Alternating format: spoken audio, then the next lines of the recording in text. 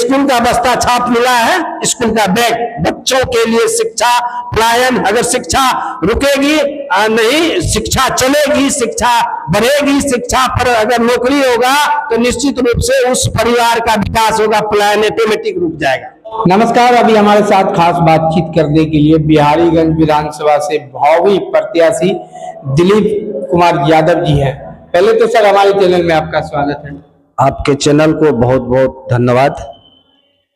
Sir, आपके संगठन को जो है चुनाव चिन्ह दिया गया है जनसुराज पार्टी को, वो चुनाव चिन्ह जो है स्कूल का बस्ता छाप जो है, जो स्कूल का बच्चे लोगों का शिक्षा के लिए उसमें सामग्री जो पढ़ाई का है वो लेके जो जाते हैं, वही छाप जनसुराज पार्टी को मिला है।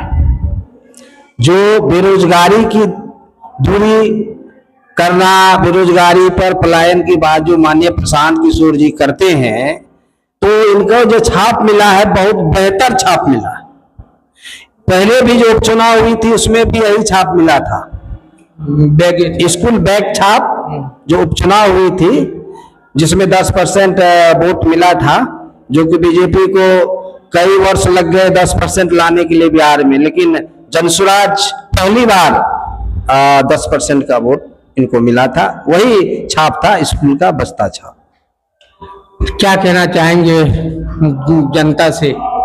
जनता से यही कहना चाहेंगे कि बिहार में इस बार जो मुहिम छिड़ा है माननीय प्रशांत किशोर जी का, बेरोजगारी पलायन, ये क्या समूह लोग जो महिला लोगों को इतना ऋण जो दिया जाता है भारी ब्याज पे, जो कि एक ऋण लेने के चक्कर में दूसरा ऋण, दूसरा चौथा ऋण कर्ज में डूबा जा रहा है, उसका निदान के लिए माननीय प्रशांत किशोर जी 5 संकल्प में दूसरा संकल्प यही है कि महिला लोगों को सस्ता ऋण प्रदान किया जाएगा बिहार में। और जैसे पहला हो गया पलायन रुकना बिहार में जरूरी है सबसे पहले, और ये तो उद्योग लगेगा तब, उसके लिए सारा मैप तैयार है, सारा मैप तैयार है उसमें। उसके बाद पलायन रुका, दूसरा शिक्षा, सबसे पहले शिक्षा है दूसरा नंबर पे। तीसरा नंबर पे जो महिला लोगों का ऋण है वो सस्ता दरों पे मुहैया कराई जाएगी। और उस चौथा नंबर में है किसान लोगों के लिए, जो कि किसान लोगों को कृषि प्रधान जो अपने खेतों में मजदूरी करते हैं, दूसरे के खेतों में मजदूरी करते हैं, तो मजदूरी करते हैं, उस मेहनत लगता है ना, तो उसको मनरेगा से जोड़कर उसको ये दे दिया जाएगा पैसा भर दिन का। तो ये 5 संकल्प अगर पूरा होता है तो बिहार में, अरे नाली गली जब बनने का होगा बनेगा ही, लेकिन ये 5 संकल्प अगर पूरा होता है ना तो निश्चित रूप से बिहार में हर परिवार खुशहाल हो जाएगा। अच्छा सर, बिहारीगंज विधानसभा से आप भावी प्रत्याशी हैं, क्षेत्र में कोई ऐसा मुख्य समस्या बताइए जनताओं के बीच।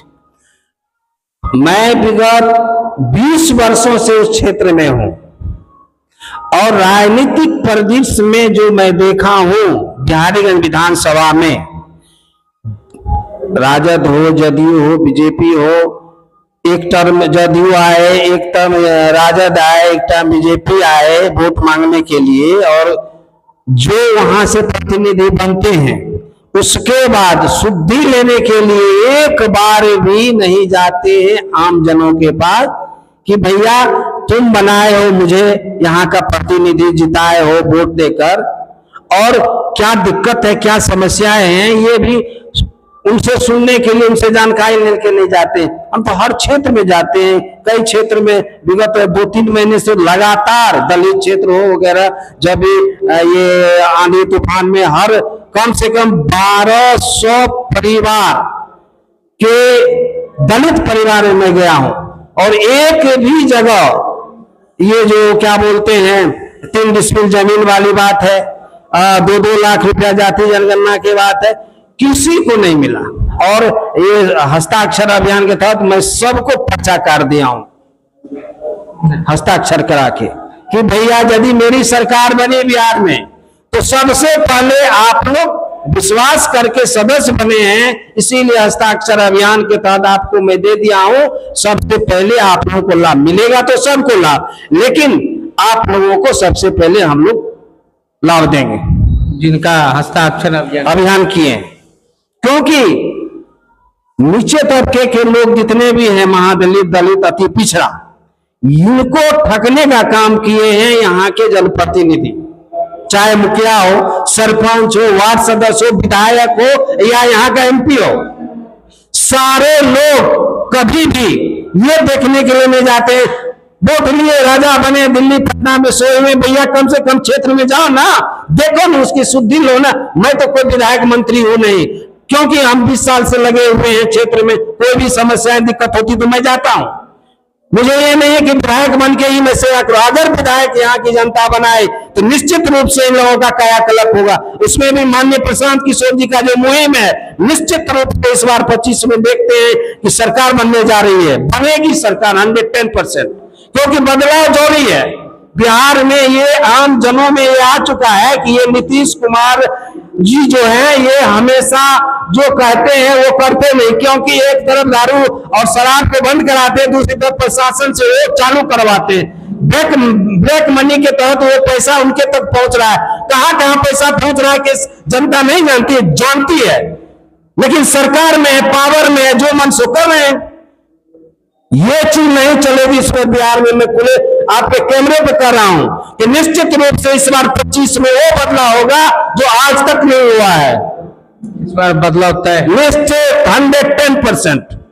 चुनाव चिन्ह क्या मिला है आपके? ये स्कूल का बस्ता छाप मिला है, स्कूल का बैग, बच्चों के लिए शिक्षा पलायन। अगर शिक्षा रुकेगी नहीं, शिक्षा चलेगी, शिक्षा बढ़ेगी, शिक्षा पर अगर नौकरी होगा तो निश्चित रूप से उस परिवार का विकास होगा, पलायन ऑटोमेटिक रुक जाएगा। और निश्चित रूप से इस बार जब स्वराज आएगी तो जो मोदी जी जो आते हैं यहाँ कहते हैं कि यहाँ से मैं ट्रेन, बुलेट ट्रेन तक खोल दूंगा, एक्सप्रेस ट्रेन खोल दूंगा, स्पेशल उन लोगों के लिए जो लोग मजदूर है। भैया बिहार का लोग मजदूर है क्या? मजदूर है। आप लोगों की ठेल ठेल के जो इतना भीड़ में ले जाना है, बढ़िया ऐसी मजदूर बना के ले जा रहे हैं गुजरात, फैक्ट्री गुजरात में डाल रहे हो आप। अरे मोदी जी आपको प्रधानमंत्री बनाए, हम लोग बिहार के बहुत आशा और उम्मीद के साथ वोट डाले तब आप प्रधानमंत्री बने हो। एक व्यक्ति में भी वही आवाज उठाने की ताकत होनी चाहिए, और इस बार बिहार का एक एक व्यक्ति आवाज उठा रही है, भैया मुझे ट्रेन नहीं चाहिए, मुझे बेरोजगारी के लिए दिल्ली, पंजाब, हरियाणा, गुजरात नहीं जाना है, मुझे इस बार बिहार में ही ऐसी व्यवस्था होने जा रही है कि हम लोग 15 से 20 हजार रुपया यहीं कमाएंगे, यहीं पर रहेंगे। हमारे साथ खास बातचीत करने के लिए दिलीप कुमार यादव जी थे, जो बिहारीगंज विधानसभा से थे। इन्होंने अपनी बात को प्रमुखता से आप लोगों के बीच रखी। तो आप लोग इस खबर के प्रति क्या कहना चाहते हैं, कमेंट बॉक्स में अपनी प्रतिक्रिया दें। जय हिंद, जय बिहार।